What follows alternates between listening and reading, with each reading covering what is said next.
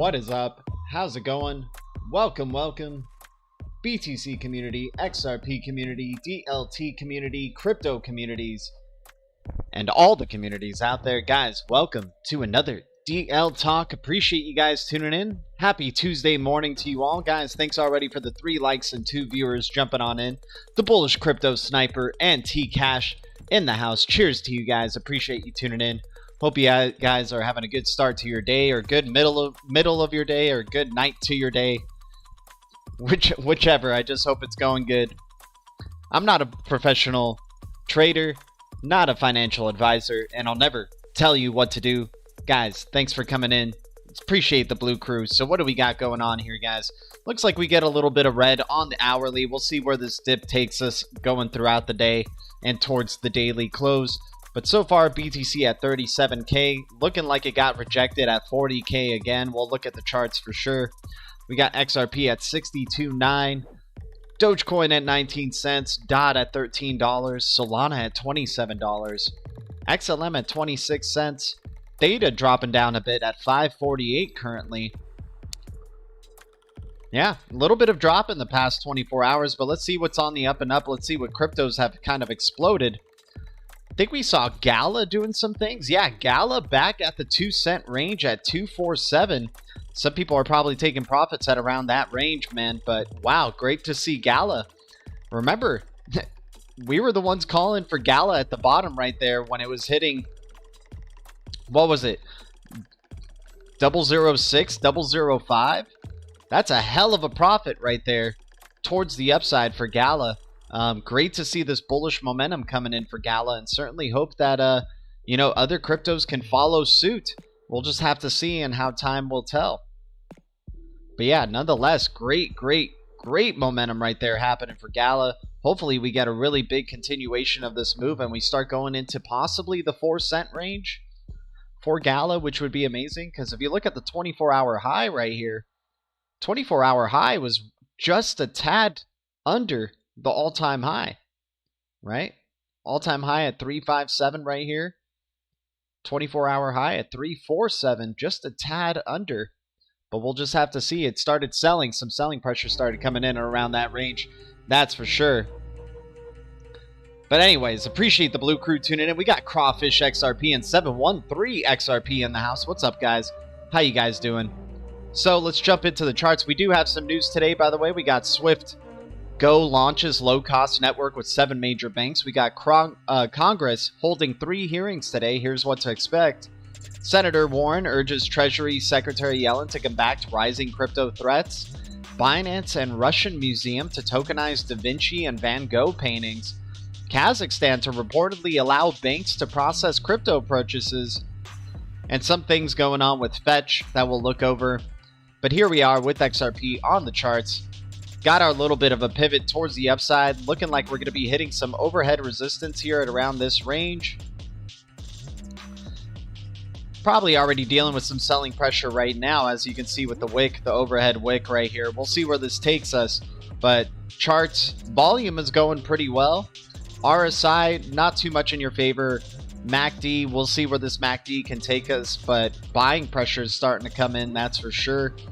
Stock RSI is the only one that seems kind of worrisome, but you're above your VWAP right here. This could be trending in the bullish direction.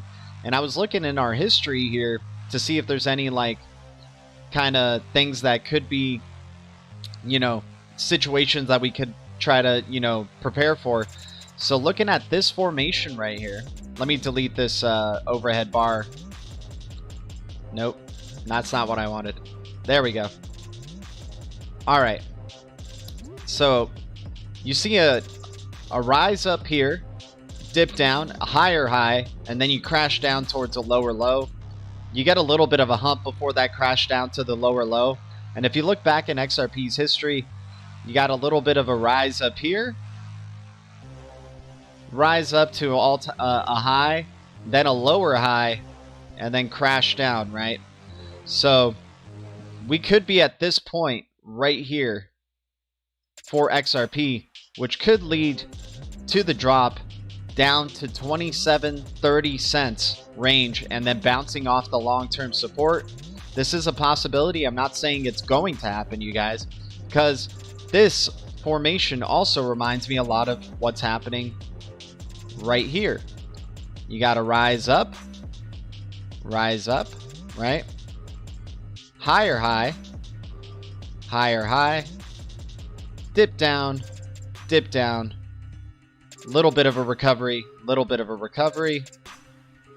then towards the downside, and then you got your pivot. Right here, and then it took you up to. So those are your two outcomes right there, man. You can get possible moonshot up towards the 272 range, maybe even higher, maybe going towards the all-time high and then retracing significantly. But those are like patterns in our history right here that I'm kind of looking at. Which way is it going to go? Is it going to follow the route of this pattern, or is it going to follow the route of this pattern right here? Either way, I mean, you know, we're holding XRP for the long term regardless. But, I mean, seeing the way Gala just kind of surged up towards the upside, if we look at Gala's chart, Gala just exploded, right? And we like seeing some of these cryptos, you know, like remember we were checking out digital bits as well. Gala hit our target towards the upside of the options that we had right here. Who knows if we hit some selling pressure, but it broke that overhead resistance, created that all-time newer high. We'll see where this trends from here, but I wouldn't be surprised to see some selling pressure coming in, taking you down back to the penny range possibly. We'll just have to see. Maybe it comes down. Maybe Gala's super bullish comes down, tests this as support right here, and then continues towards the upside. But you could also have it come back down, dip, go about 50 or 60% of the way down, and testing previous high as support, and then continuing towards the upside. But yeah, Gala having tested its long-term support trend already, that's why you got that pivot towards the upside right here. Let me clean this chart up for you guys. So you can see we had the long-term support trend set right there. And that's why we were saying at this time, you know, shout out to Calculon, and thanks for giving us the shout out, my man. Post from Calculon saying Go Gala Games was a steal at sub-penny prices, sitting at just over 2 cents. It's still a steal. The fundamentals, growing ecosystem, and partnerships should not be overlooked. Gala Games gang, GDLT are a real one for this, Brody, bro. Shout out to Calculon. Thanks for the shout out, my man. But yeah, we were right here saying this could be the bottom point for the pivot towards the upside, and could have made some extraordinary gains at that point. Let's see where the gains could have taken you. Yeah, that's about a 255% gain towards the upside right there. If we, you know, were jumping in on this pivot, we were, but I mean, you know what I'm saying, guys. But anyways, we'll definitely be looking at some more charts as we go along, guys. Thanks so much for tuning in. Much love to the Blue Crew. Let me catch up with the chat, and we'll set up our first post. We got Ghost, Avagachi Ghost. I remember doing a little video on Avagachi Ghost. Avagachi Ghost looking like it has a little bit of steam under it. Good to see that. And XYO, maybe XYO gang is coming back. Maybe people who are all about XYO talking about it again. XYO didn't have a bad retracement, to tell you the truth, because remember, we were calling out XYO at that 000 range, and it retraced down to like 004. So XYO still doing some pretty good things in a bullish trend. Vel IL, what's up, man? So it was a bull trap? What's up, my man? Here's a wrench, my dude. With a wrench comes great responsibility. Please use it wisely. What was a bull trap, my man? What do you think was a bull trap? Any word on William Hinman? Anyone? I 713, to tell you the truth, man, I personally don't care. We know what the outcome of this SEC and Ripple case is going to be, man. XRP is a digital currency. It's not the company Ripple. So whatever Ripple's dealing with doesn't personally affect XRP in my thinking. Obviously, Ripple owns a good majority, and the banks that make up RippleNet. Remember, central banks make up RippleNet. Central banks are the regulators to their respective countries. A majority of the countries all across the globe have already stated XRP is a digital currency. There's already regulatory clarity for XRP everywhere else in the globe. If the SEC in the United States wants to be last, I'm sure they want to be last for a reason, but also Ripple has former SEC members as part of their board. Also, remember, central banks being their local regulators of the respective countries, Bank of America, one of the bigger banks in the United States, part of the RippleNet steering committee. So I have no worries in terms of what this, this SEC lawsuit is bringing. I'm not saying F the SEC because the SEC are the regulators. Ripple are the regulators. They're just having a nice song and dance. Everybody's getting caught up in the drama, going, oh man, screw the SEC for prolonging this and prolonging that. Guys, this is the journey towards regulatory clarity. It is what it is. Sorry if you're not getting rich quick, but we've known that XRP is a long-term hodl from the day one, So in terms of what's going on in the details, in terms of the SEC and Ripple lawsuit, I'm not too concerned with. I'm not over, examining it because we already know what the end game and the outcome is going to be. And XRP is not a security. XRP is a digital currency, and it'll be the bridge digital asset that is going to strengthen fiat. It's going to strengthen the four major currencies. So it's really dependent on the release of CBDCs in the future. And what we understand, CBDCs are still being in test pilot phases. They're not going to probably be released until the end of 2022, going into 2023. So, a lot of other factors that come in. So whatever's going on with William Hinman, whatever's going on with the Ripple SEC case, I kind of don't care, to tell you the truth, because we already know XRP is not a security. It's a digital freaking currency. And whatever they want to do, whatever song and dance they want to do to get weak hands to try to sell their XRP, it is what it is. I mean, you could tell me I'm wrong and maybe I should, look into it more deeply and stuff like that, but I am not concerned at all. Like, I was one of the first ones celebrating when the SEC sued Ripple. When the SEC sued Ripple, everybody was like, oh no, the SEC price, this is sad, this sucks. I was on here right away saying XRP is the Phoenix. This has confirmed XRP as the Phoenix. And hell, man, we might still have some great price action during this SEC lawsuit because remember, XRP is independent of what Ripple is doing. I feel like the market could boom or crash at any moment. Vel-IL, it really depends on global catalysts, my man. Rapid, what's up, dude? Keeping it real. VeChain to the moon. Did VeChain just burst on up? Let's check out where Vet is at. But yeah, when it comes to SEC stuff, I understand if I get a little bit aggressive, you guys, or anything like that, is that I just see a lot of people like saying F the SEC, getting caught up in the drama of what's going on between Ripple and the SEC. Guys, Ripple are the regulators. They're the ones educating the SEC. They're friends with the SEC. There's no hardship, nothing like they're enemies or anything like that. They are going to work together. Ripple is working with all the regulators across the world. All the regulators want Ripple to succeed. They don't want to hold back Ripple. They want this digital asset to succeed. They want XRP to be the ultimate bridge currency that can be traceable, that can trace all value that's ever transacted in this IOV, in this Internet of Value. It would just make no sense for a company like Ripple that has been spearheading in the opposite direction of BTC and opposite direction of most cryptos that want to be down with government, down with banks, and then yet get screwed over by the very things that they are supporting, which is government and banks, right?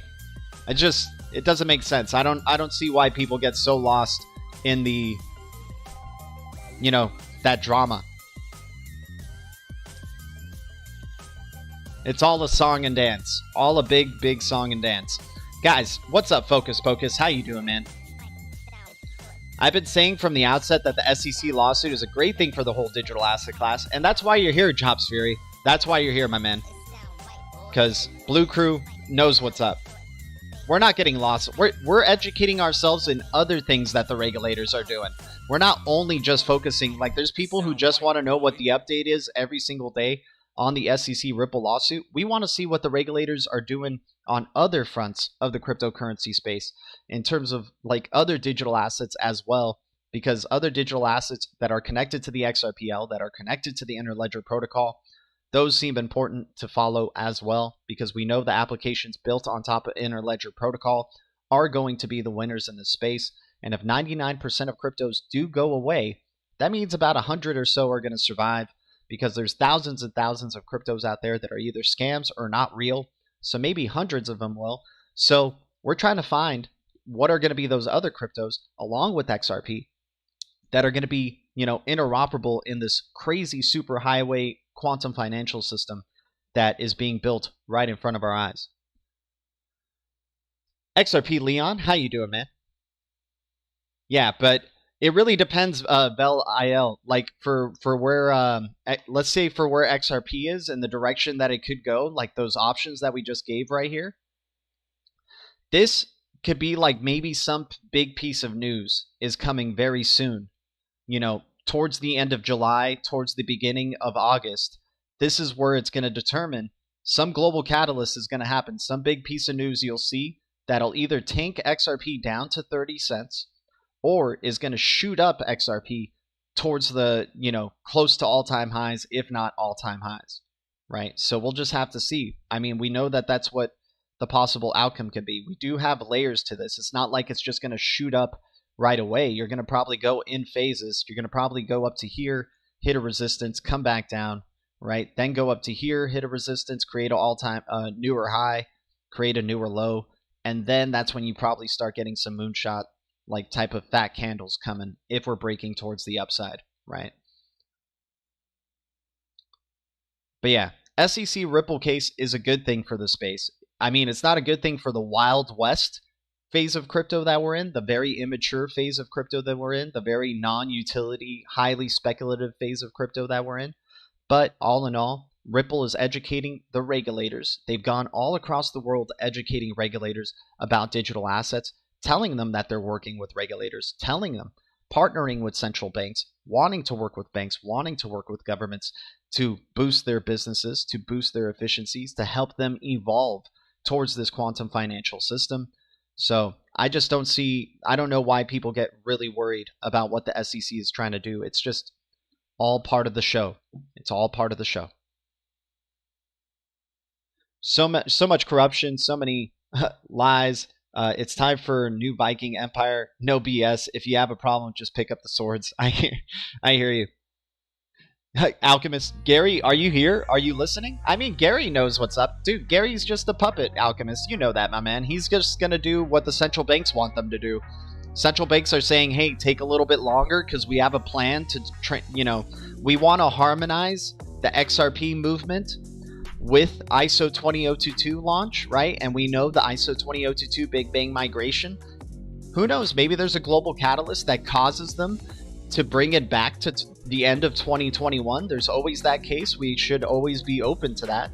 But so far as we know is they've delayed the ISO 20022 Big Bang migration and the shift from Swift, the migration away from Swift. That process is going to be beginning near the end of 2022, right? And then there's going to be a coexistence period between Swift and the new messaging system, the ISO 20022 standard.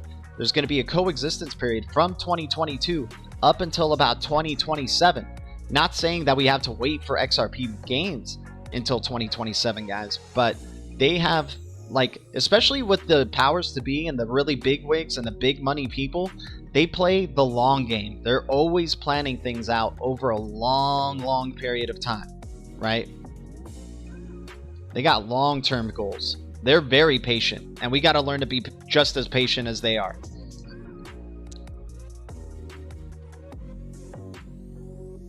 What's up, XRP Leon? Deposition day for the hopsters. XRP, XLM, Algo, XDC, Quantum. Yeah, I hear you, my man. Guys, thanks for the 15 likes and the 16 viewers. Let's start jumping into it. Let's keep our eyes on the prize. Speaking of Swift, Swift Go launches low-cost network with 7 major banks. Hard when you're broke. So Swift Go launches low-cost network with 7 major banks. The service might be seen as possible threat to real-time payments network offered by Ripple. Yeah, love it. They're starting to bring the FUD towards Ripple here on this article. Great stuff. 7 major banks are live on Swift Go, a new service by the global interbank messaging system aiming to offer low-cost cross-border payments and a possible threat to real-time payments network offered by Ripple. Yeah, possible threat, not an actual threat. And remember, like I was just saying, there's a coexistence period of migrating from Swift to the new RTGS system. So it's already in the plans that Swift is in the past. Doesn't matter. They want to release Swift Go in the meantime. 5 years from now, 6 years from now, Swift is going to be migrated away from. So, but continuing on, the BBVA, which happens to be a Ripple partner, BNY Mellon, also associated with Ripple, DNB, MyBank, Sberbank, Societe Generale, and Unicredit are the 7 banks using Swift Go. An announcement today, Tuesday, said the service is designed to enable businesses and consumers to spend payments quickly and securely anywhere in the world directly from their bank accounts. But does it settle instantly, right? Global messaging network Swift connects banks and other financial institutions for cross-border payments and links more than 11,000 institutions. In June alone, it transmitted more than 350 million messages containing financial information. Swift Go may be seen as an attempt to compete with the global real-time payment system provided by Ripple. The introduction follows barely a month after Swift announced a new platform to start in November next year, designed to extend its existing capabilities with greater efficiency and lower costs. 6 major banks gave it their endorsement, including Citi, Deutsche Bank, and Bank of China. So yeah, we'll see what ends up happening on this migration over to Swift Go. What is Swift Go running on? Because if it's just still Swift and a band-aid solution and it still takes days to settle, then it's still old Swift with a new name. It's still a band-aid solution. We'll just have to see. We'll just have to see. XRP Joe, patience is the virtue, the Stoics say. Yeah. What's up, XRP Joe? Good to see you, my man. Guys, thanks for the 13 viewers and the 17 likes. State of Crypto. Congress is holding 3 hearings today. Here's what to expect. Congress is holding 3 simultaneous hearings around cryptocurrency today, and they're all on different types of use cases. Congress is continuing to hold hearings around the digital asset sector in 3 simultaneous meetings today to discuss different uses for cryptocurrencies. Crypto in Congress, the narrative. I originally pitched the newsletter a year ago as a vehicle to discuss regulatory issues and the U.S. Congress approach to Ripple in more than in-depth way than in a straight news article. So why it matters: the Senate Judiciary Committee is holding a hearing on ransomware, the Senate Banking Committee is holding a hearing on crypto uses, and the House Financial Services Committee is holding a hearing on central bank digital currencies. The fact that we're seeing 3 simultaneous hearings on different aspects of the crypto industry shows how much attention Congress is paying to the sector.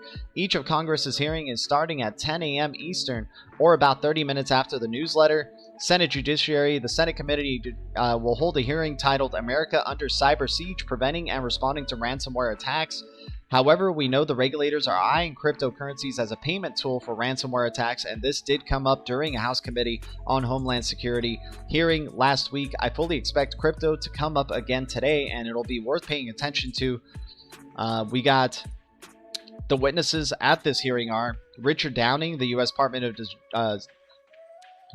Department of Justice, and then the FBI Assistant Director of the Cyber Division, Cybersecurity and Infrastructure Security, U.S. Secret Service Assistant Director. The rapid expansion of cryptocurrencies as well as other digital stores of value presents a significant challenge to law enforcement and a growing area of risk to the U.S. and our foreign partners. The rest of the testimony is worth a look.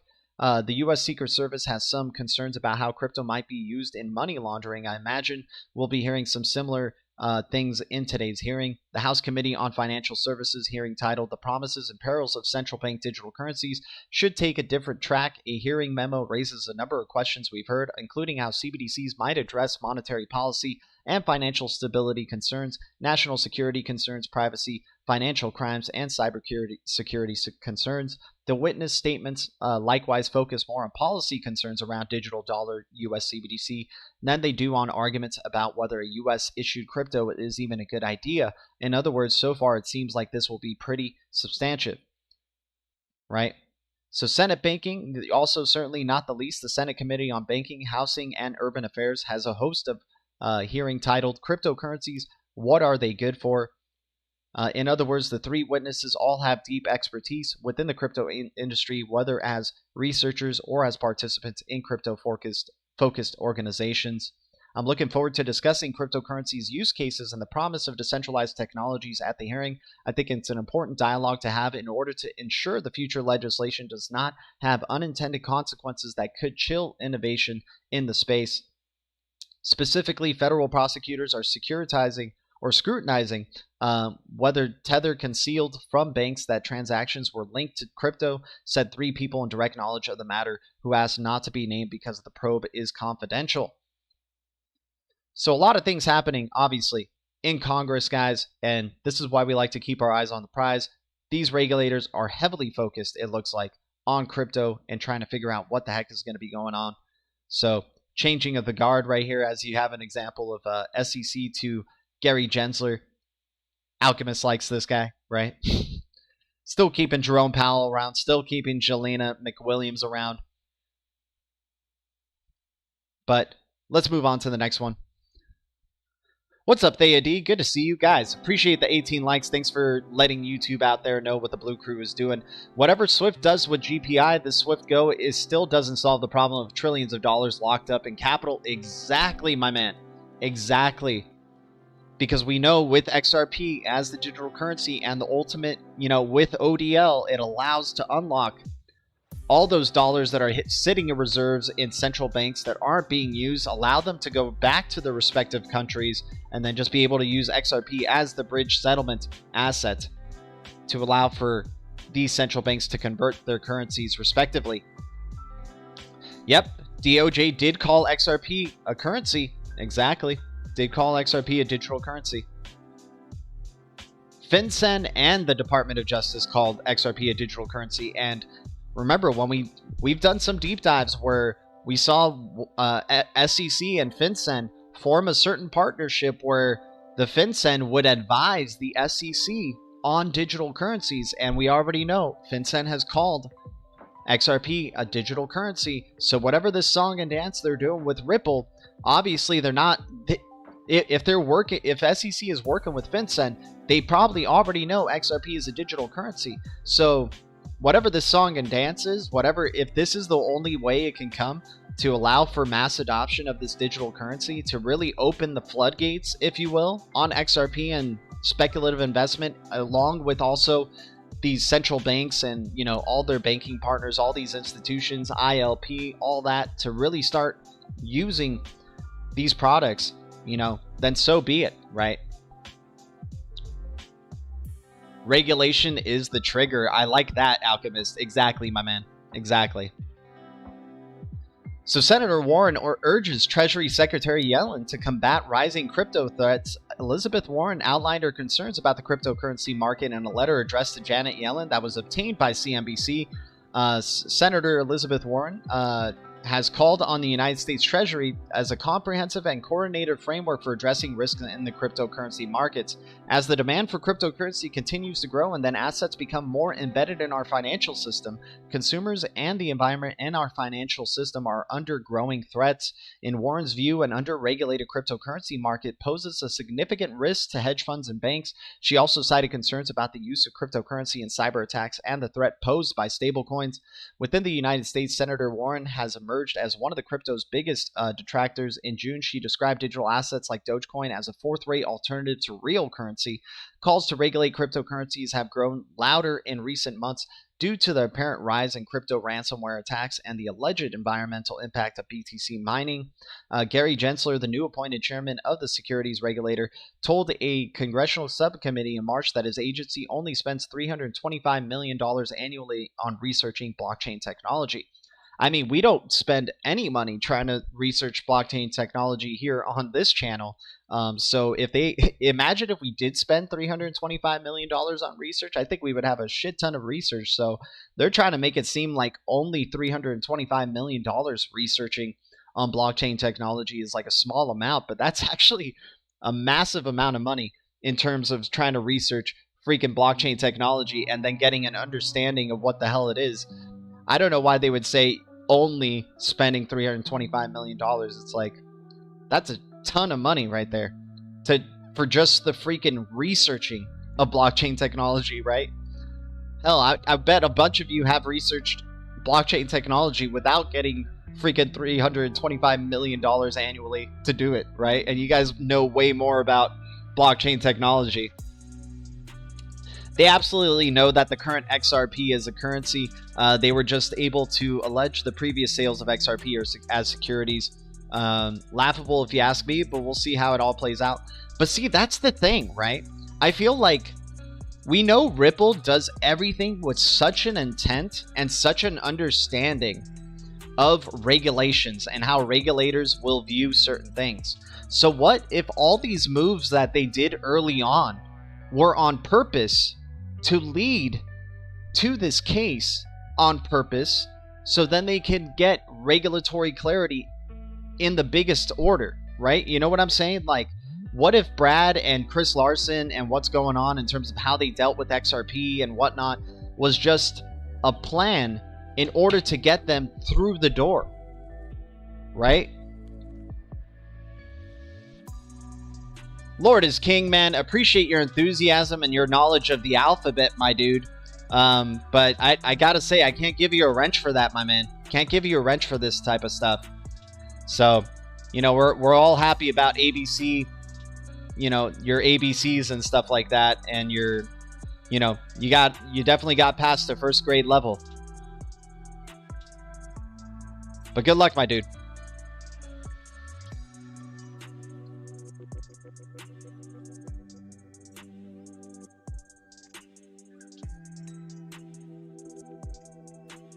Nah, he's just trying to show that he knows the alphabet, man. You know, kudos to him. And, you know, he knows the consequences of doing something like that, man.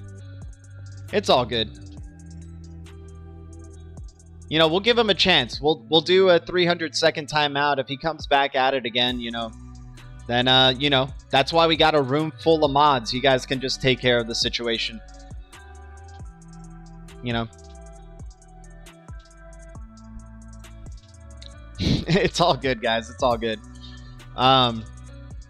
So yeah, that's what I've been thinking too. It's like all these things that Ripple is getting sued for. What if they wanted that to happen in order to get through the freaking door for SEC? What if the SEC, because remember, they have former regulators as part of their team. So what if those regulators said, okay, what if we have you do this and that?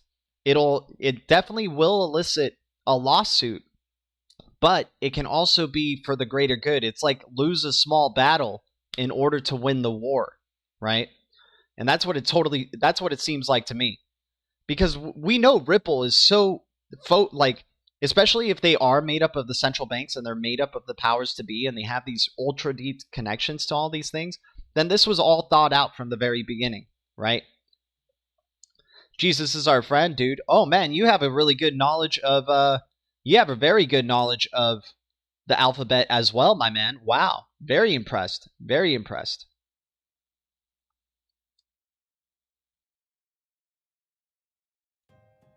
Man, a lot of people have a really good knowledge. A couple of people coming in already have a really good knowledge of the alphabet, man.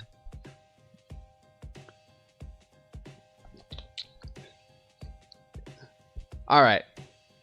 Very counteractive to your name, though, by the way, my man.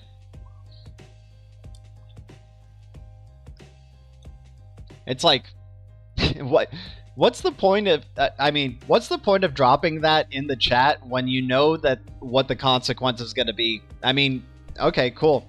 All right. So moving on. Binance and Russia Museum to tokenize Da Vinci and Van Gogh paintings, masterpieces from Leonardo da Vinci, Vincent van Gogh, Claude Monet, and Georgion will be tokenized for auction via Binance's NFT marketplace next month. Binance's NFT marketplace has announced it's teaming up with the St. Petersburg-based State Hermitage Museum to issue tokenized collectibles depicting the works of renowned artists, including Leonardo da Vinci and Vincent van Gogh. On July 27th, Binance revealed it's partnering with the museum to create and issue non-fungible tokens at the end of August. All Binance users will be able to participate in the auction. The blog post attributes the idea of tokenizing artworks with the auction slated to launch limited edition NFT copies of Da Vinci's Madonna, Leda, Van Gogh's Lilac Bush, and Claude Monet's Corner of the Garden on Metaground. The 2 NFT copies will be created of each masterpiece, one of which will be auctioned via the Binance NFT marketplace. New technologies, in particular blockchain, have opened a new chapter in the development of the art market, led by the ownership and the guarantee of this ownership. Recognition of blockchain technology and NFTs by one of the largest museums in the world is another step towards global digitalization. And guys, maybe the stuff that we're seeing with Binance is sort of like FUD on it as well, in the same way that we're seeing what's happening with Ripple, right? We're seeing Binance under major attack right here. But you know, we'll end up seeing, I mean, Binance has been doing a lot of kind of things that are questionable and maybe what some would say even sketchy, but we do know they have a really big presence in this crypto space, so maybe they're dealing with some major FUD. But we'll end up seeing, I mean, I'm not personally invested in Binance or anything involved with Binance or any of the BSC smart chains, but I know people who are, and they make tremendous amounts of money with it, and, you know, to each his own, you know. I'm happy if you guys are making profits and sick profits with any investments that you're having in this crypto space in your exploration of crypto. But yeah, it's just not something I'm touching personally. But I do try to speak towards like the counters, right? Because like a lot of people are hating on Binance right now because of all this regulatory scrutiny that they're facing, right? But maybe in a similar way with what's going on with Ripple and the SEC, maybe this brings regulatory clarity to Binance as well and makes Binance, you know, we've seen Ripple have certain partnerships or allegiances with Binance that could lead us to believe that maybe Binance is part of this bigger scheme of things. We'll just have to see. But, you know, tokenizing Vincent van Gogh and Da Vinci paintings, very interesting, and one of the biggest museums in the world. Definitely interesting to see. Binance most likely knows what needs to be done, and you bet your butt they're getting on it. Yep, exactly.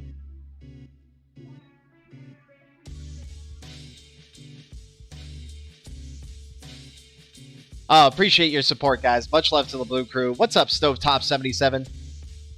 Yeah, we're just dealing with people who are trying to practice their alphabet. That's all. Who just unhid a guy? Why would you unhide them, Silnai? Okay. I guess Silnai is like, dude, that's my friend. Don't mess with him, my man. Or is Silnai, are you low key those two guys, my dude? Are you low key them?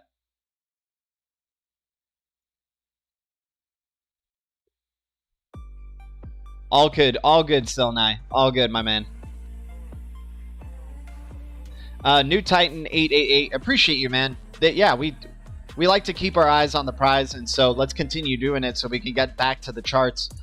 We got some Twitter posts as well to look over, but not so many, but you know, we got to look over them as well.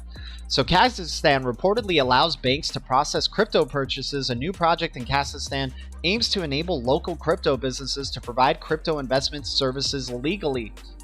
The government of Kazakhstan is reportedly planning to officially authorize local banking institutions to open bank accounts for cryptocurrency transactions. Several banks in Kazakhstan will soon be officially approved to service companies and businesses providing exposure to cryptocurrencies like BTC. Local news Kabar24 reported Sunday, citing executives from Data Center Industry and Blockchain Association of Kazakhstan. The report notes that it's unclear what financial institutions or banks would participate in the pilot project. Cryptocurrency exchanges will be able to cooperate with banks by signing up for the project of Astana International Financial Center, a major financial hub in Kazakhstan. The pilot project will reportedly run for 1 year, aiming to enable local crypto businesses to legally provide crypto investment services and allow investors to buy and sell cryptocurrencies like Bitcoin safely. As part of the project, the Kazakhstan government also intends to access or to assess the potential risk associated with digital currency investment, as crypto trading is not yet legally adopted in the country. The Data Center Industry and Blockchain Association of Kazakhstan did not immediately respond to the request for comment, so this could be actually just a hype article, if you will, if there's no real request to comment on this, if it's just an assumption.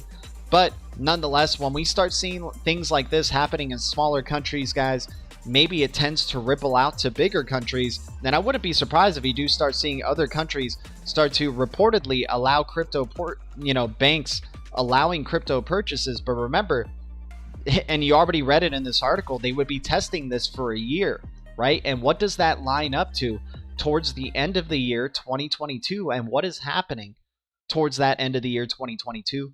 The Big Bang migration towards the ISO 20022 standardization.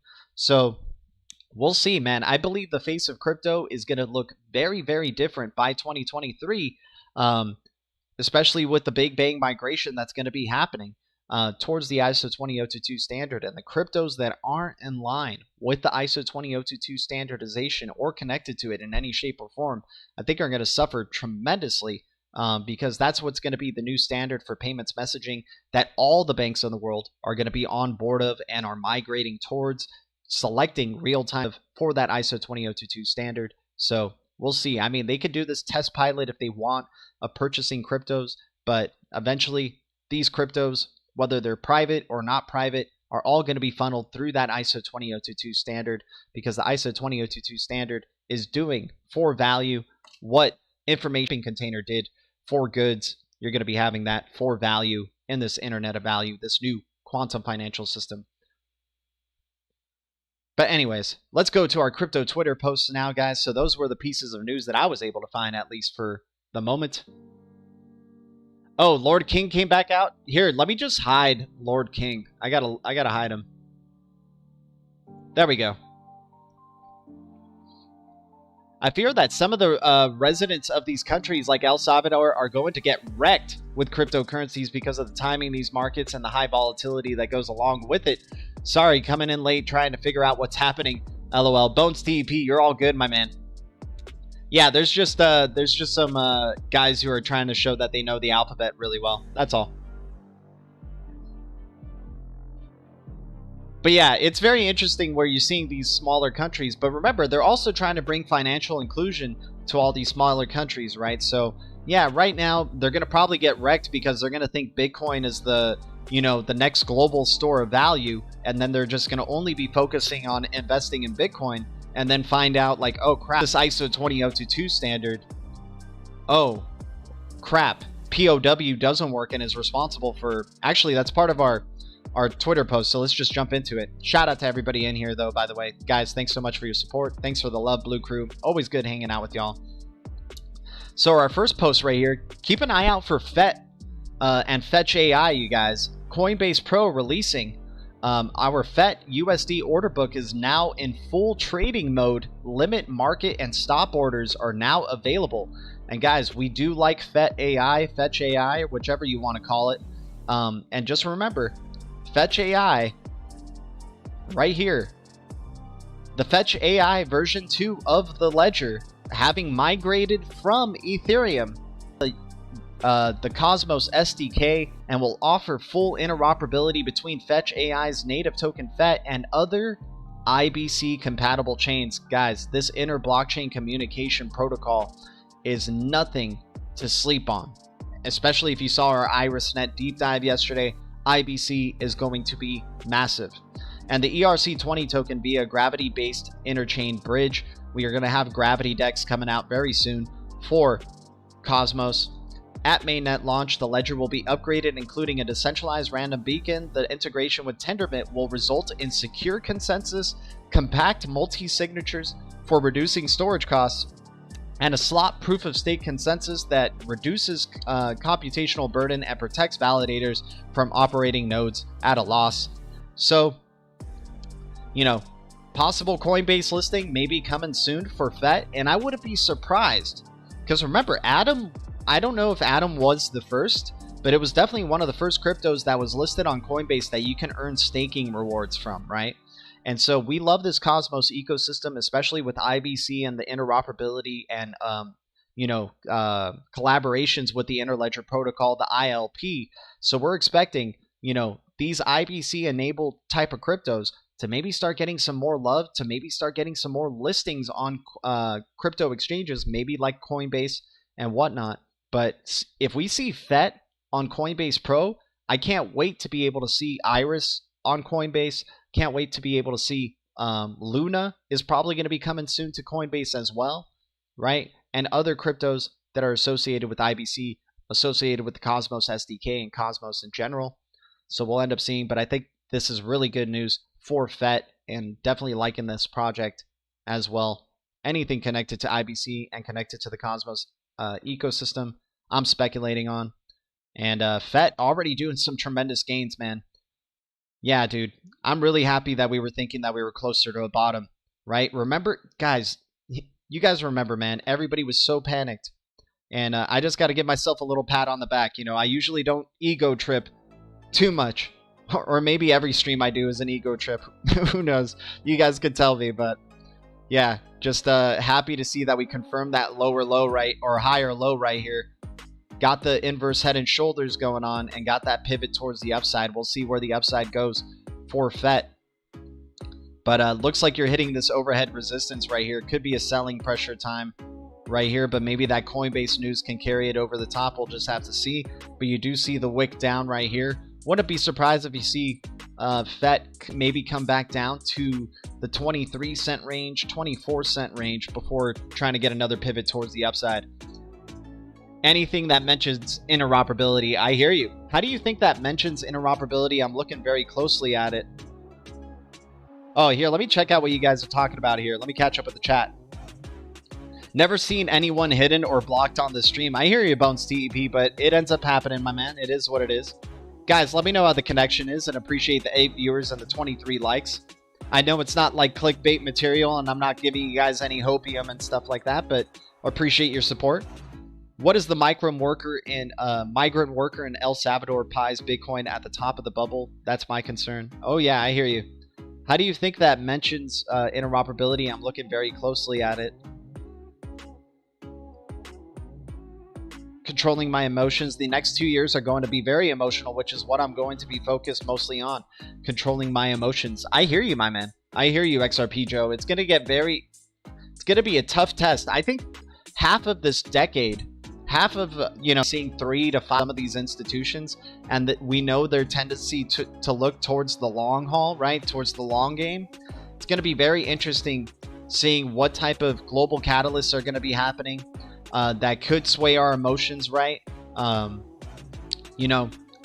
just have to see how all this unfolds, but this is why we do the research. This is why we keep our eyes on the prize. So when global catalysts do happen and we understand we're in a market that is heavily manipulated and basically pennies compared to the amount of money that's actually out there in the world, and who knows, maybe we get some major collapses and things like that. It's totally possible.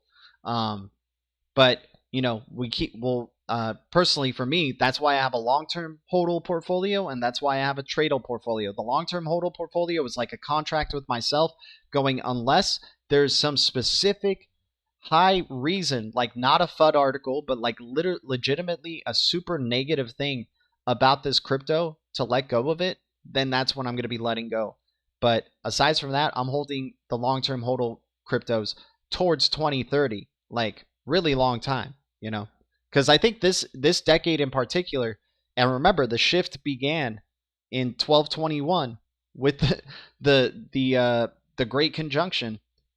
The shift began going into that new world. We started getting this bull cycle happening. We went into a new regime right in the United States. A lot of things have started to happen, and we're going to just continue to see the results of what this new world is transforming into.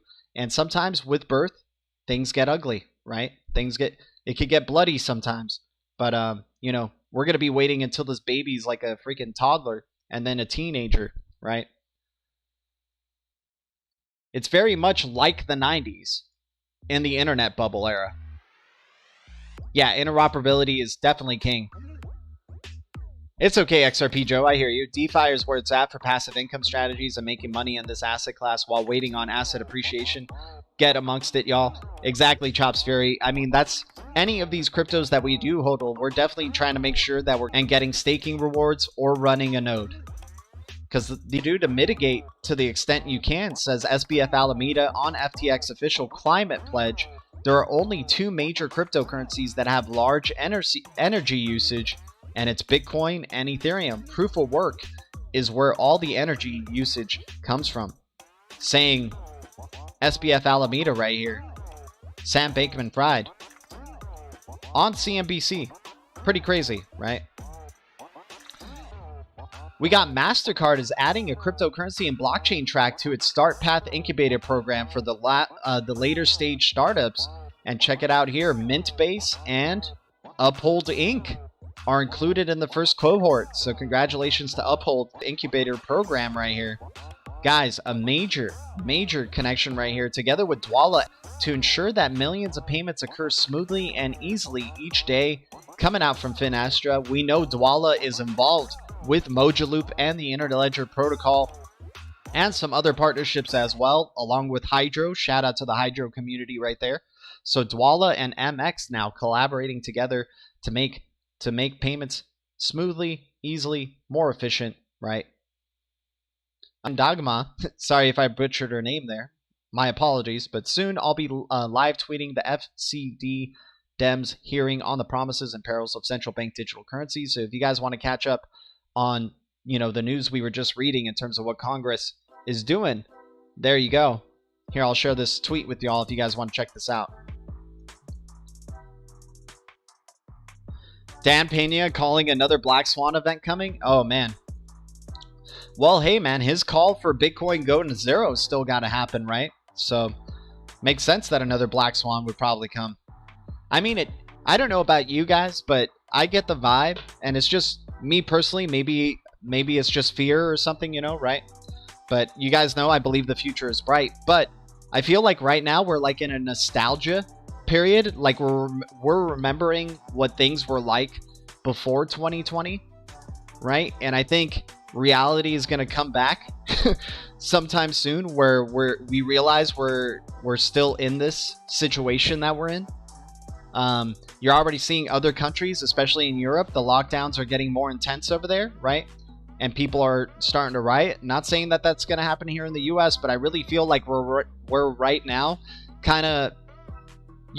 I don't know if you guys remember this from back in the day, but when this thing happened in 2020, I was saying it was like a stab in the gut, right? It was like a knife stab in the gut.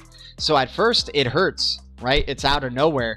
But then you get to this kind of period where the adrenaline starts coming in and you start feeling fine for the most part, right? You're not feeling the pain anymore because your adrenaline is just so focused on trying to relieve that pain that you kind of have like this little bit of a relief period, but slowly you're just bleeding out, right? So that's what I think is kind of happening right now. It's like right now we're at that point where we have like this adrenaline coming in where it's like making us think that we don't have a knife in our gut right now. And then we're going to come back to realizing, oh yeah, this economy, this traditional financial system is dying, right? Oh no, I'm buffering a lot? Damn, man, that sucks. Hopefully I'm not buffering too much for you guys. It should be good.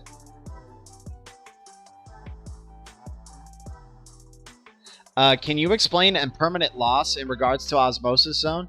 Silnai Dosh, I don't know too much about impermanent loss, my man, because to me, impermanent loss means like, for example, if the crypto goes down lower and then you're just suffering, like you decide to unbond from the liquidity pools at that time and you decide to take a loss, right? Like I really don't understand the concept of impermanent loss, to tell you the truth, my man, because I'm just keeping them in those pools forever to just keep getting the passive income and hoping that those assets that are part of the osmosis zone are going to appreciate in value somewhere down the line nonetheless, right? I don't think you lose your cryptos when it comes to impermanent loss, right? I think impermanent loss is just about how you're losing money because the prices of those cryptos are going down towards the downside. So yeah, sure, you may be getting passive income. Oh, I got to follow Project Nebula here for a quick second. So yeah, I don't know too much about it, to tell you the truth, but I'll try to do some more research to answer that question a little bit better. Hopefully I'm not buffering as much anymore. Guys, thanks for the 12 viewers and the 25 likes. We got Icon Foundation coming out. Game On, built on Icon. Project Nebula. So now we got Gala Games with their sci-fi game that they're building, right? And collaborating with Flare Networks. We got... what is it? Solar Atlas or Project Atlas or something like that, right? With Solana, and they're building this sci-fi game that's kind of crazy, built on Unreal Engine. And now you got Project Nebula right here having launched. Looks pretty cool. I mean, this is the artwork for right now. We'll see, but definitely good to see like some Icon news coming out. Finally. Icon's big in Korea. We've been big on Icon, you know, in the early days as well. And just good to see some news coming out from Icon and ICX. But yeah, been loving the Osmosis Zone though. Not too bad. We got Perianne Boring, Mr. A's wife right here. Shout out to love to Mr. A. Senate banking hearing on crypto starting now. Shots fired by Senator Brown in the first 30 seconds, calling crypto online funny money that hasn't been good for anyone but their creators. Yeah, shout out to Perianne Boring. So lots of things happening in the day in terms of crypto. It seems like we got Fed payments improvement posting standards making things well. The standard. Here's why ISO 20022 messaging standards are important for instant payments and the FedNow service. Here's the fedlink.org. Let's just jump to it really quick, see if we see any good tidbits. So standards are so integrated into our world, it's easy to forget they exist. Yes, it's a standard that allows you to call to text anyone even if they have a different type of phone or carrier than you, or withdraw cash from an ATM machine not owned by a financial institution that issued your card. In the financial industry, messaging standards are what make it possible for systems and networks around the world to communicate with each other. The financial services industry needs a common language, right? This is a key word right here for Interledger Protocol for XRP, right? Interledger Protocol being the universal language for payments, right? The universal translator for payments. So having a common language, the need for a common language is what led the Geneva-based International Organization for Standardizations to launch its ISO 20022 standard in 2004. Within the industry, the ISO 20022 messaging standard is used for business areas such as payments, securities, trade services, cards, foreign exchange. Financial services organizations in more than 70 countries currently use the ISO 20022 standard, including the clearinghouse's RTP network, real-time payment network, right? Which has used the standard since the payment platform launched in 2017. Additionally, the Federal Reserve's FedWire Fund Service and the Clearinghouse Interbank Payment System CHIPS are planning to roll out the ISO 20022 standard across their system. The benefits of ISO 20022 messages are virtual to instant payments and play an important role in the overall modernization of payment processes. Specifically, they provide a structured, data-rich common language that is readily exchanged among corporates and banking systems. This capability is foundational for innovations like moving from end-date batch life processing to real-time payment processing. Additionally, ISO 20022 messages provide the opportunity for enhanced analytics, which can lead to offering valuable new levels of payment services to financial institutions and customers. For corporates and financial institutions alike, broad adoption of the ISO 20022 format will lead to operational efficiencies, including the ability to exchange detailed remittance information along with customer payment support for straight-through processing and a reduction in errors and need for manual processing steps.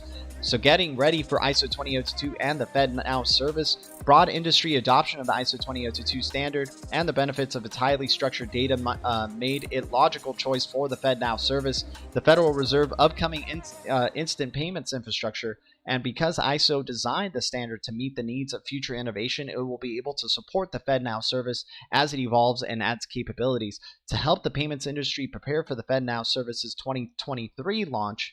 So see how perfect that is. 2023 launch, ISO 20022 migration happening at the end of 2022. We recently published the ISO 20022 messaging specifications that define the message flows and formats the FedNow service that we'll use. We plan to roll out an educational program including roundtable discussions on ISO 20022.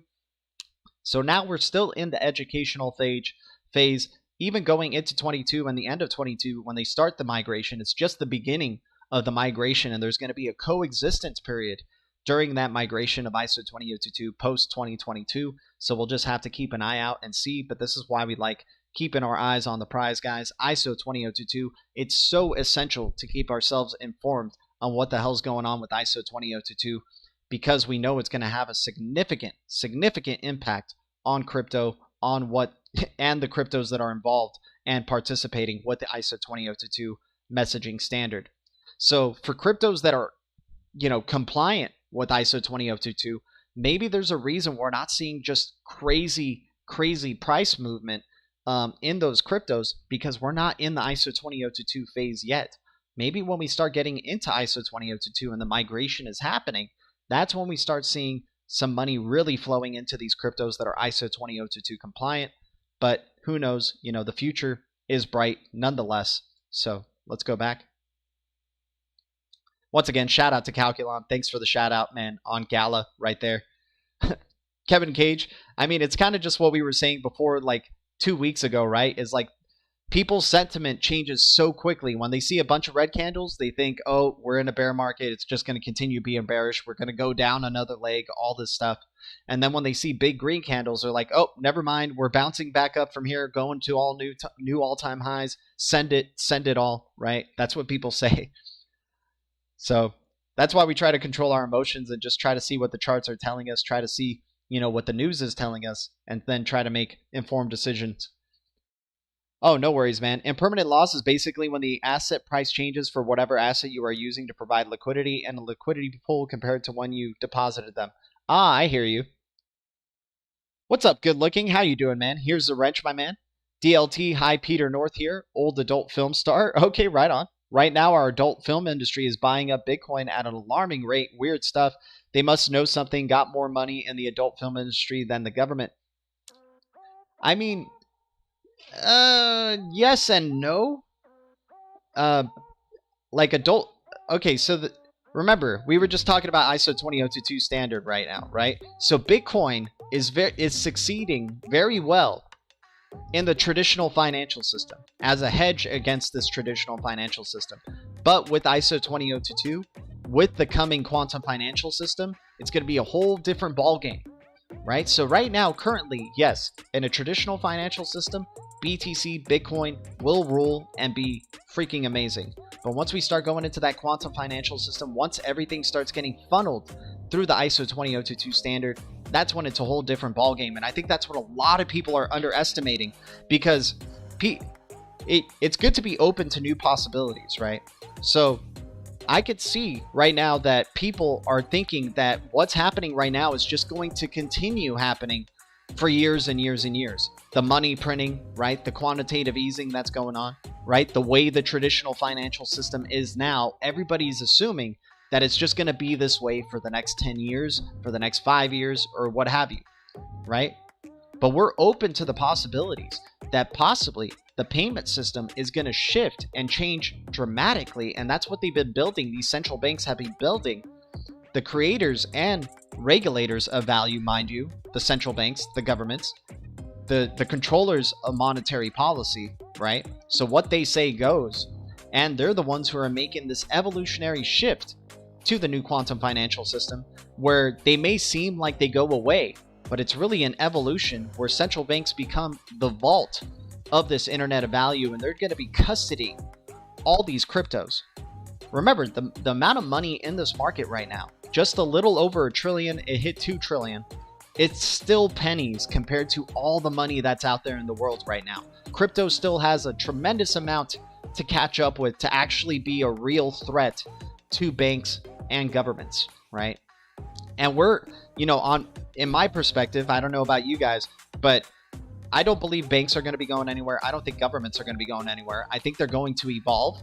I think they can definitely, if not already, own way more crypto than us as a collective will ever have, right? And especially if they're the regulators, right? They're the monetary regulators of the world.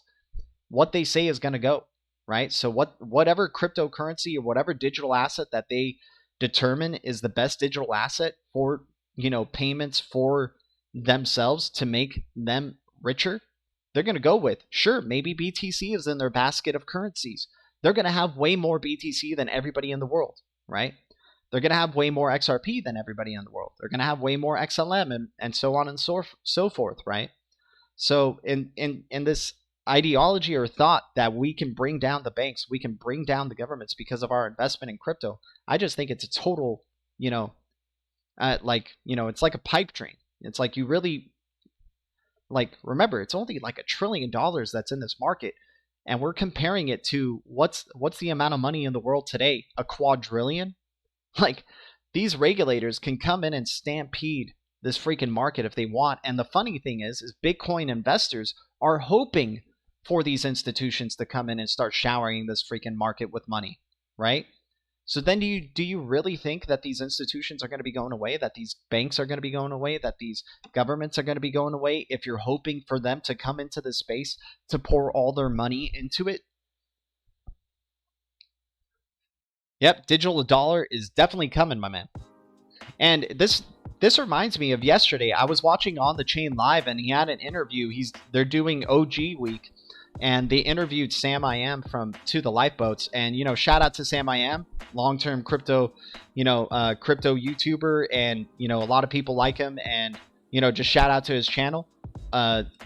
Always a very interesting perspective coming out from Sam. I did disagree with one thing, and where he was saying DeFi is going to take over and basically liquidate banks and take away banks.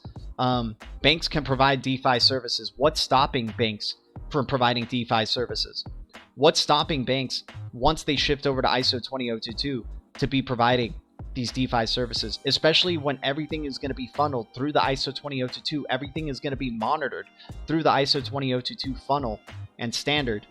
What's going to stop?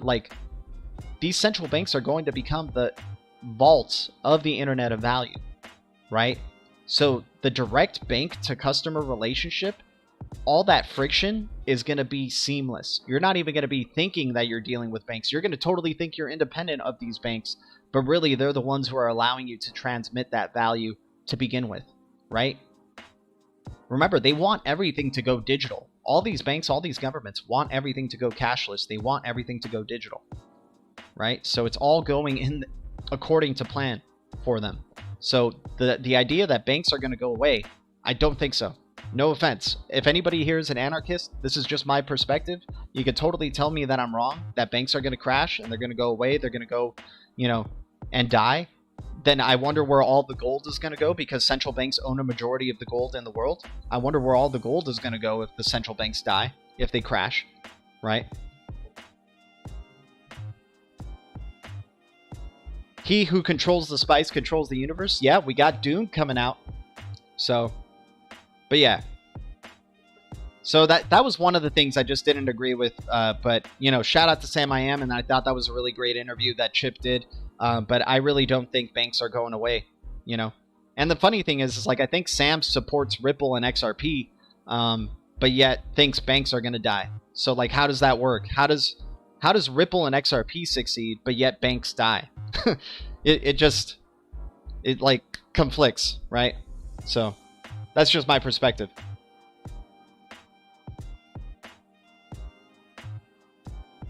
Here we go now. We don't know. We don't care. We go here. We go. Now we don't know. We don't care. What the heck is going on? So the digital dollar is definitely coming. Yep, exactly, my man. Oh, man, Alchemist. Wow. I didn't know that, dude. I didn't know that. But, yeah. And yeah, I could talk a lot about what that interview was yesterday, but I'm not here to bash or do anything like that, I heard him call out ThorChain as a good investment, and I was like, well, dude, if you like ThorChain, then Atom definitely should be in your basket right there. Atom is definitely one to keep an eye out for, because ThorChain's built on Cosmos SDK, built using Tendermint. So if you like Thor, you'll probably definitely like Atom.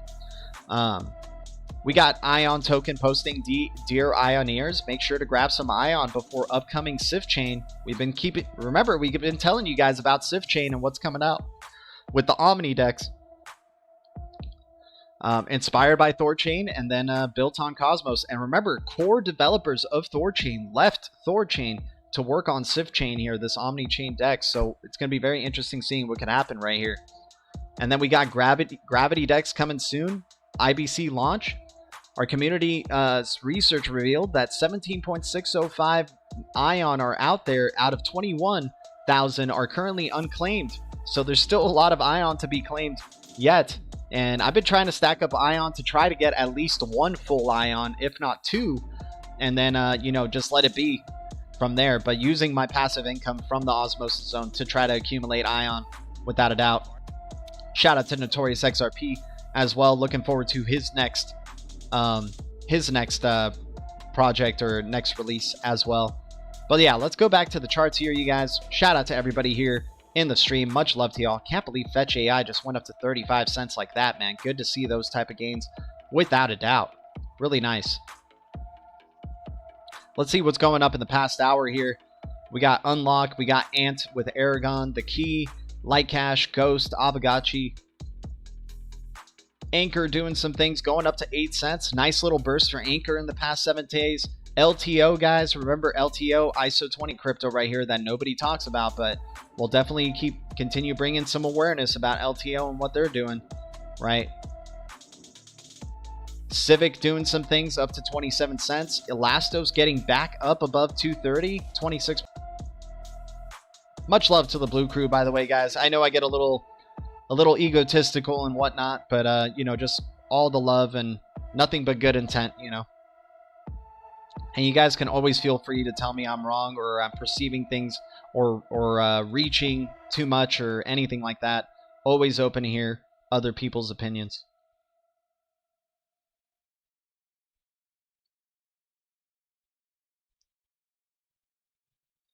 All right, so it does look like we got to treat previous resistance, overhead resistance right here as support. Could we go lower? Sure, that is a possibility, but at least for the meantime right now, we are treating this area as a support. We got to pivot towards the upside right here, and now it looks like we're going to be hitting some overhead resistance at around this range because it used to be an accumulation zone. So right here is looking like where you'll probably get your next overhead resistance. You can go up to the 21 cent range and then probably start hitting some serious resistance right there, selling pressure, and maybe get stuck in a sideways channel just for a little bit. We'll see what the strength of this is. If it breaks out towards the upside, could be a good sign. You'll probably hit resistance at 24 cents, come back down, create a higher low, confirm the higher low, and then maybe continue on towards the upside. We'll just have to see, but really nice to see. Really nice to see H-bar finally starting to pivot towards the upside after major crazy consolidation for months. Like, I mean months, going back to February, basically, or no, it says March right here. Going back to March all the way up till now. See the selling pressure got little smaller and smaller, less and less, started pivoting towards the other direction. Your pivot really started to begin right around here. So now, hopefully, we got a small wave up right here. Hopefully, we get a little bit of a bigger wave up right here. And then we start getting a mega wave up towards the upside, and then we're back in it for H-bar. But right now, stock RSI is saying short term, we're going to probably pivot towards the downside. Selling pressure has eased up a lot, so maybe we see a little bit of selling pressure coming back, but we haven't really seen a big price gain yet in terms of the buying pressure, so maybe we'll get that first, and then we'll get the selling pressure coming in for H-bar. Chops Fury, love your passion, G. Yeah, man, we love crypto, dude. We love crypto, and we love the Blue Crew.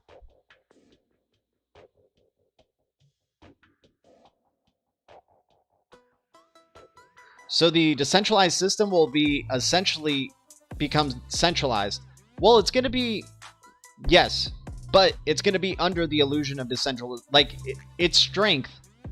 Think about it in this way. It's like right now, currently, the way the financial system is, it's like a one-headed monster, right?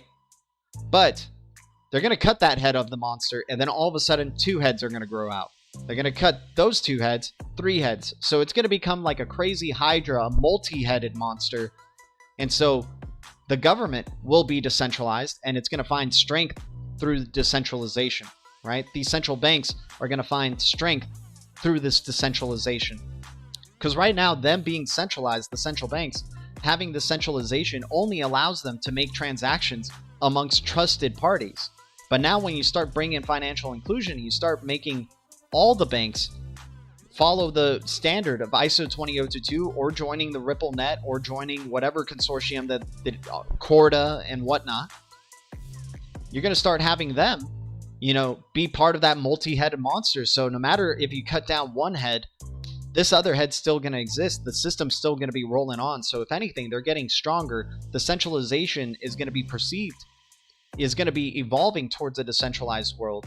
And it's going to be perceived like they don't exist, but really they're just even stronger and multiple. right? It's like a multi-headed monster versus just one single-headed monster, right?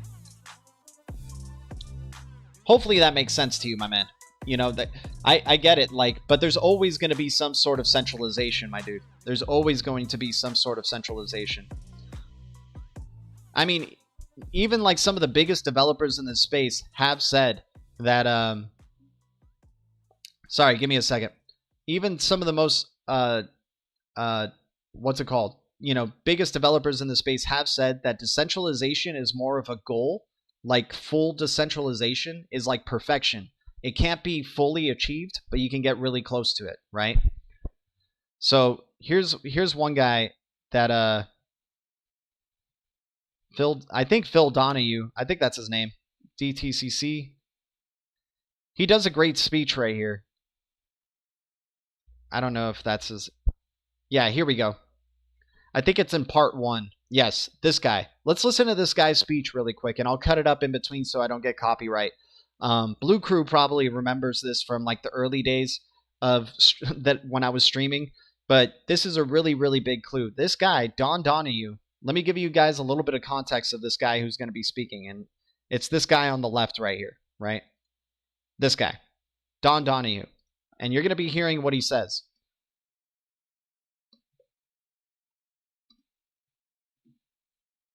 Don Donahue, in 2015, so before he even said this speech in 2016, right? Ripple Labs names Donald Donahue as advisor. The former CEO of the DTCC brings deep financial services infrastructure technology and security expertise to Ripple Labs. Ripple Labs, the global leader in distributed payments technology and supporters of the Ripple protocol, today announced that it has named Donald Donahue, the president and CEO of Miranda Partners LLC and the former CEO of the Depository Trust and Clearing Corporation, the DTCC, the guys who are running Hyperledger, right? And this is his quote: "I'm very interested in the capabilities of a distributed payments technology seems to differ for improving the safety, soundness, and cost and effectiveness of global payments and settlement infrastructures. Ripple is already a clear leader in this space." In 2015, I'm looking forward to working with Ripple Labs team to deliver on these exciting possibilities. So Donahue, having been part of Ripple's board of advisors, right? Check out what he has to say. I'm going to put the volume up. Hopefully it doesn't blast your guys' ears here.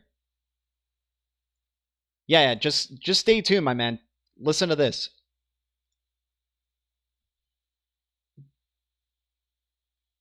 I'm going to have to stop it in between just so I don't get copyright, but here we go. So separating the hype from reality, right? Remember Brad Garlinghouse saying there's a lot of hype in the crypto space, but there's also a ton of reality, right? In the context of financial infrastructure. Sorry, guys. Didn't mean to blast your ears there. Let me lower it a little bit.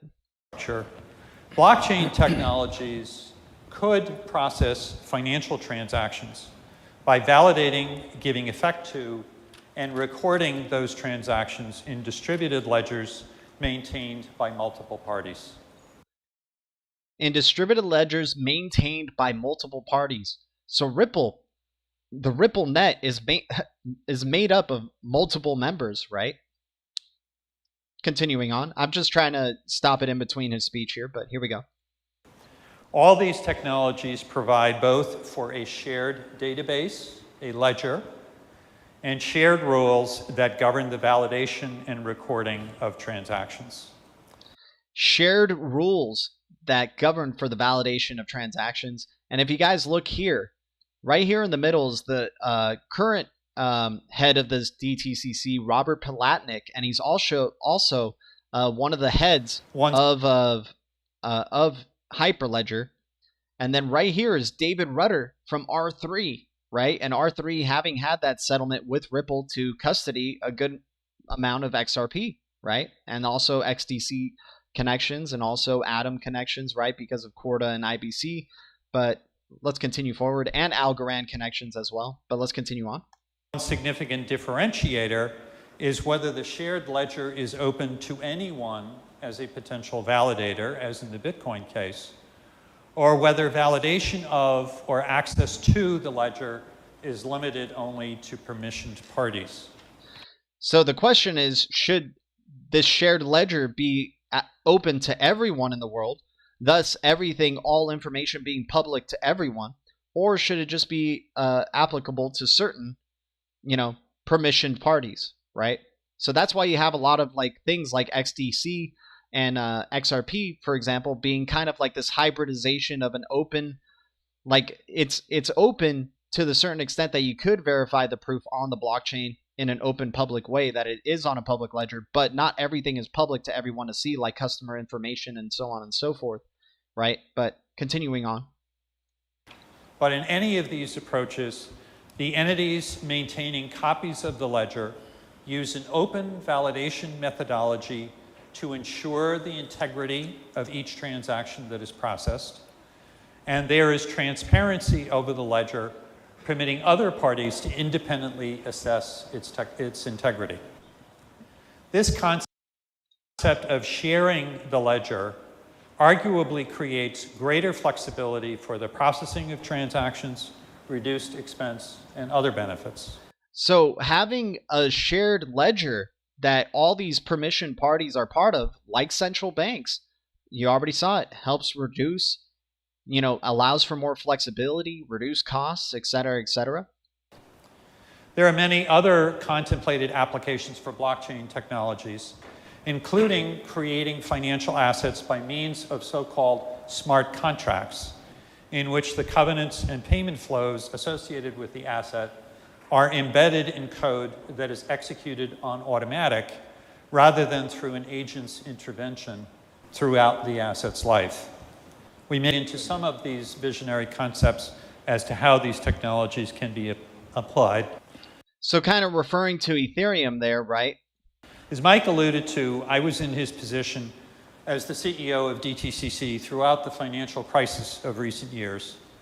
So however useful blockchain technologies may turn out to be, I've learned firsthand through the fires of 2007, 2008, 2009, that it is absolutely imperative to have transactions flowing through something that can be subjected to central management, preserving the ability to intervene in that flow, to facilitate it, and to protect it where necessary.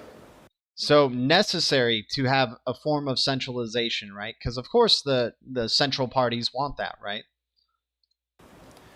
When the pressures of the 2008 financial crisis repeat themselves, as at some point they unquestionably will, a processing infrastructure that operates completely on automatic without a central managing hand would drive the financial system straight off a cliff. So you can't have a completely public open ledger that just processes transactions completely on automatic, because once we start facing the pressures of something like the 2008 financial crisis, this would send the overall economy over the cliff, right, to an inevitable disastrous crash possibly, right? So let's just hear that one statement again.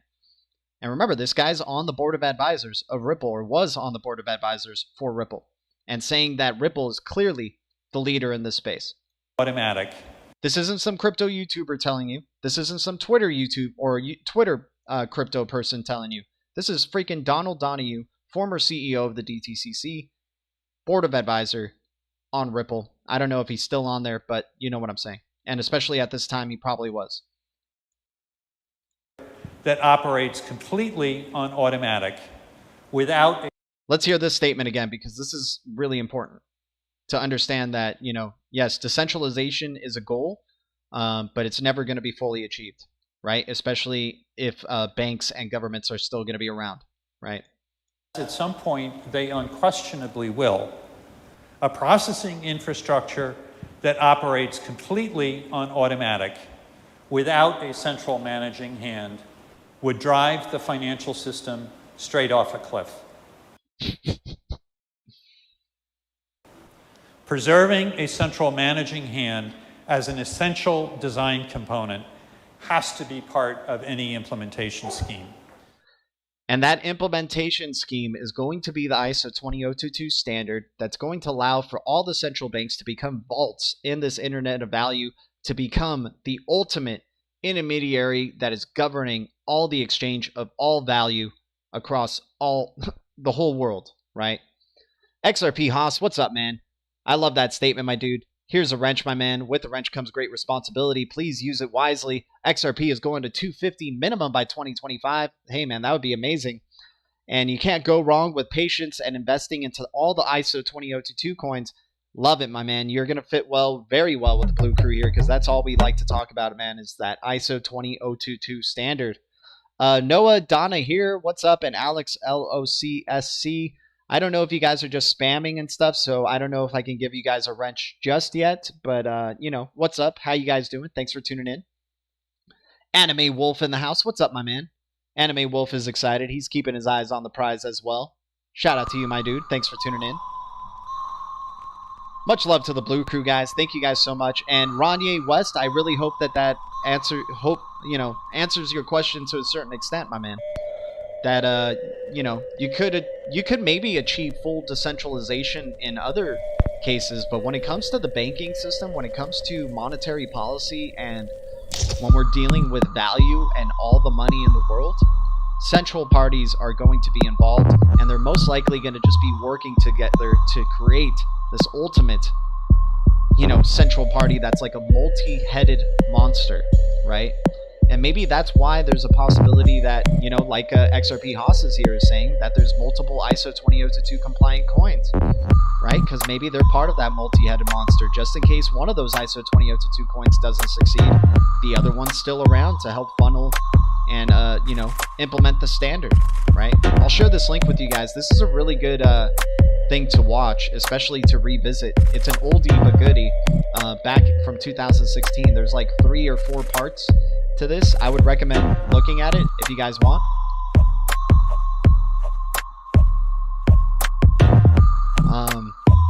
But yeah, it's like so many of these things a lot of people forget about, right? Because so many events happen in crypto on the daily that we forget about old things like this going back to 2016, that we forget about people like Donald Donahue, and we forget about what the DTCC is doing in Hyperledger, right? By the way, I'm also following the DTCC's YouTube channel. Bank for International Settlements, the BIS, has been very active in talking about central bank digital currencies, right? Right? Economic recovery, Pandexit challenges the distributional footprint of monetary policy, central bank digital currencies, and an opportunity for the monetary system, right? And if you guys look at our old video that we placed, fiat being the phoenix, and I know this is not a popular take, right? And I'm not doing it just to be anti the other direction. I'm just trying to provide newer frames of thought. Like, because right now, in this traditional financial system, fiat sucks. But what if we go into the new financial system, in the era of CBDCs, and fiat, the big four, especially, like we saw Chris Larson say, becomes stronger on the XRPL, right? Because remember, there's still more liquidity in fiat than there is in crypto. There's still a larger amount of money in fiat than there is in crypto currently. Crypto is just pennies compared to the overall amount of money that's out there in this world, right? So fiat could transform. Fiat, like, what if the image of the phoenix that we've been looking at, we've been interpreting all wrong, right? The phoenix on the Economist cover. Because people automatically see, the cash burning right here, and so they automatically assume that means fiat in general will die, right? But what if that just means cash, as we know it, hard cash, dies, but central bank digital currency, fiat, still survives and transforms? Because right now, for sure, fiat is dying, right? It seems like fiat is dying. What if it transforms to the phoenix and transforms through the CBDCs that are running over the XRPL, running over the Interledger Protocol, the Overledger Protocol by Quant, whichever one, XLM or freaking Cosmos, if you will, or anything like that, right? What if that's what the transformation for fiat and the resurrection and, revival of fiat comes back to, right? Because you're bringing in the financial inclusion of I don't know how many billions of people that, are unbanked currently, and you bank them, thus getting them involved in the new financial system, thus using CBDCs for payments faster and having the eligibility of faster and cheaper payments with CBDCs, right?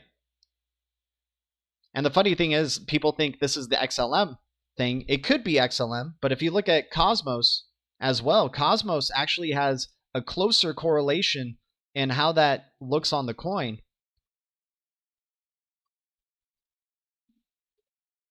than what Stellar does, right? If you go to Cosmos logo right here, that looks way more. This little circle with the line through it looks way more like the picture of the Phoenix right here than this Stellar logo does, right? But maybe they're both the same. Who knows? Maybe they're both collaborating with each other. But, just saying, this one definitely looks way more like the thing on the around the Phoenix's neck right here than the Stellar logo does. But, I support both of them. I'm invested in both. I'm speculating on both. And I'm not only speculating on them just because of what this freaking symbol around this Phoenix from something from 1988 is saying, right? But yeah, very heavily speculative part right there in the last part of the stream right here. But anyways,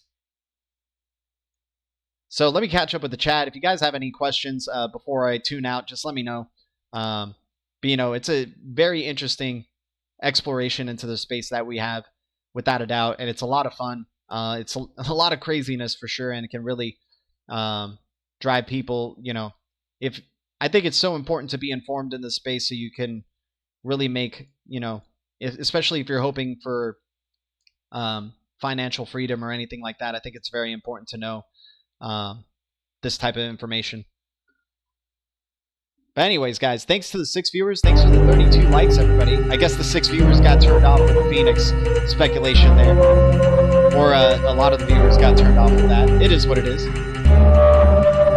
Good-looking honky. What's up, my man? I think I gave you a wrench. Here's a wrench, my dude. Please use it wisely. What is your favorite project outside of the top 100? Outside of the top 100? Yeah, let's check it out. I think there's a lot, dude, to tell you the truth. I own too many cryptos, but favorite project outside of the top 100, let's just check it out really quick. If it lets us see what the top 100 is. Here, let me refresh this. Alright.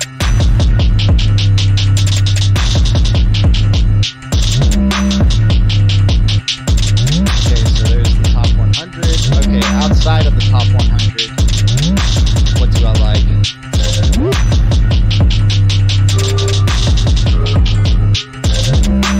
Favorite project outside of the top 100? I think dude, I might have to go with Iris. Man. Yeah, Solana's already in there. Yeah, Solana at 400 or IrisNet at 409. Outside of the top 100. Probably one of my favorite ones right there. XDB Digital Bits is an interesting one. 387. SHX Stronghold Token is an interesting one at 383. What other ones? AKT Akash. Akash at 239.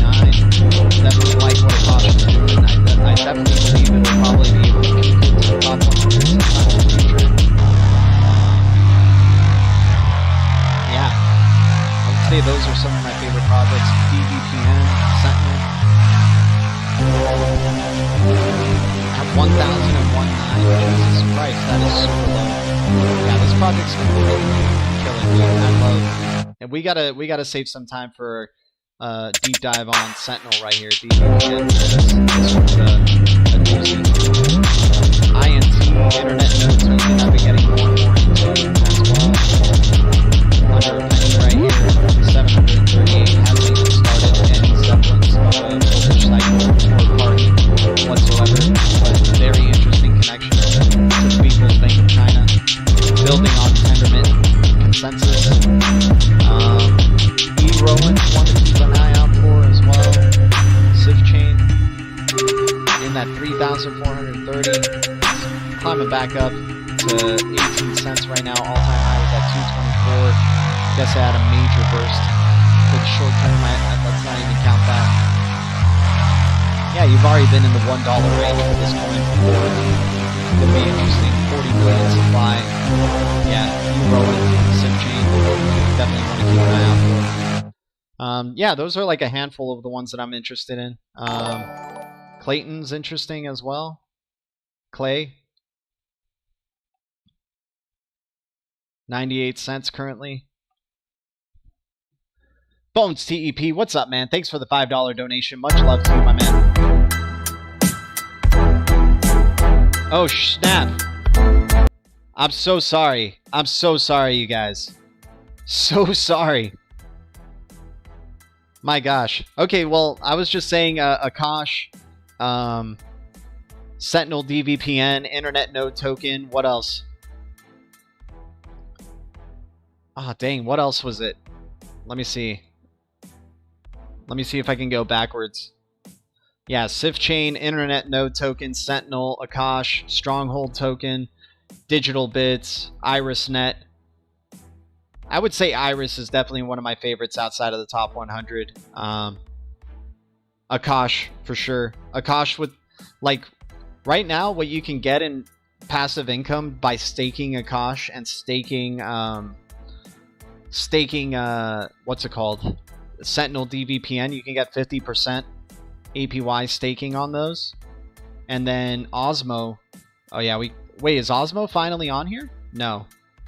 Dang it, they don't have Osmo yet on Live Coin Watch. They need to get on that, man. Osmo's awesome. Osmo, you can get 300 plus APY right now for staking it. Awesome, Gilly.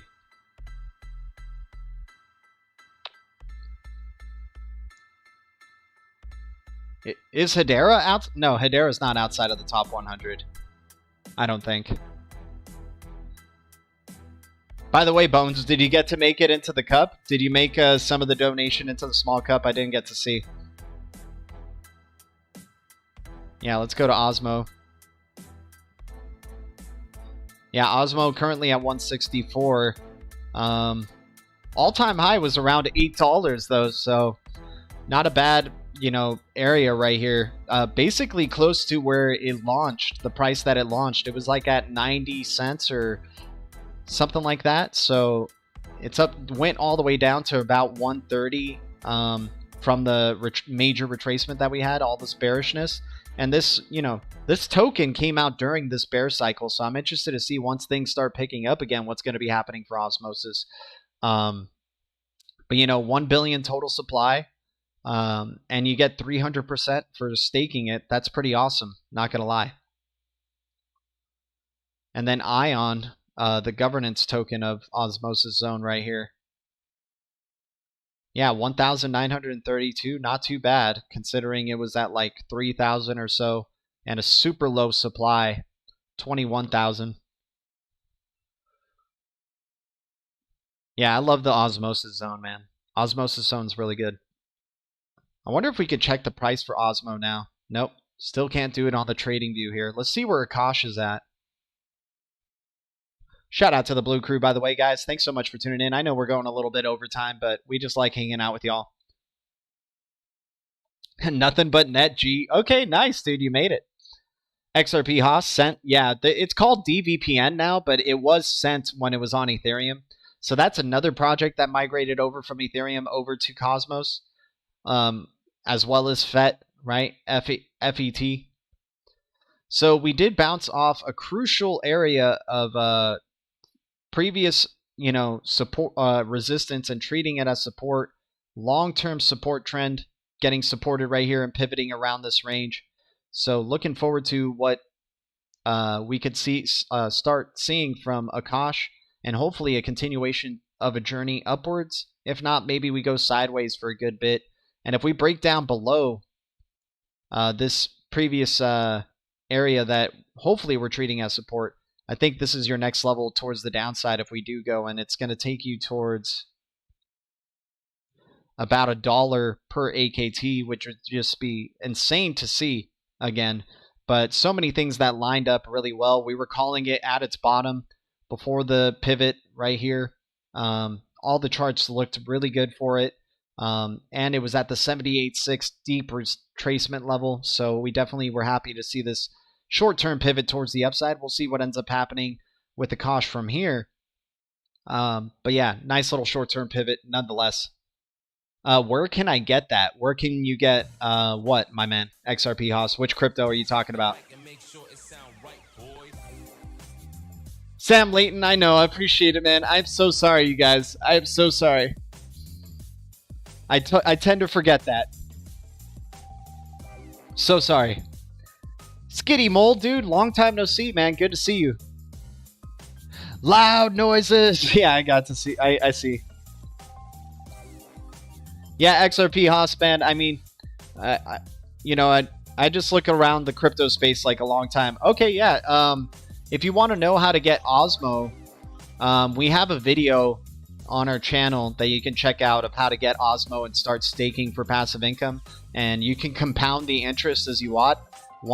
I kind of forgot to say that, by the way, in that video, that you could compound the interest of Osmo and just continue staking on top of staking. But, sometimes you can just take the staking rewards and use it to get some other cryptos as well within the osmosis zone. So this video right here, how to get the Osmo token and stake it in 5 minutes for 350% APY. Now it's under 350% because the APY starts to decrease over time. So yeah, here's the video, my dude, if you want to check that out. And it's a relatively short video, and you can put it on 2x speed, and really try to get through it. But it should be a pretty good step for step of how to do it. It goes from, purchasing Atom on Coinbase, creating your Kepler wallet, right? You have to have a Kepler wallet in order to access Osmosis Zone. And, some people are sus on, creating a Kepler wallet. To me, I think it's the best wallet in the space right now, you guys. I think it's better than MetaMask. I think it's better than Clever. I think it's better than a lot of crypto wallets out there. It's really easy to use, very fast and efficient, super cheap because you're dealing with the Cosmos ecosystem. I'm talking about fractions of possibly a penny, or fractions of a nickel to make these transactions compared to using MetaMask and making Ethereum transactions. Really loving what the Osmosis Zone and Cosmos is doing. But anyways, much love to the Blue Crew, guys. Thanks you guys so much for tuning in for another DL Talk. Always good hanging out with you guys. Always good catching up on the news and catching up with y'all. Much love. Much love to all of y'all, and I'll see you guys later today. Thank you, BTC community, XRP community, DLT community, crypto community, Blue Crew, and all the communities out there. The future is distributed ledger technology, and the future is bright. Much love, Blue Crew. See you guys very soon. Adios. Let's get a good song on the way out here.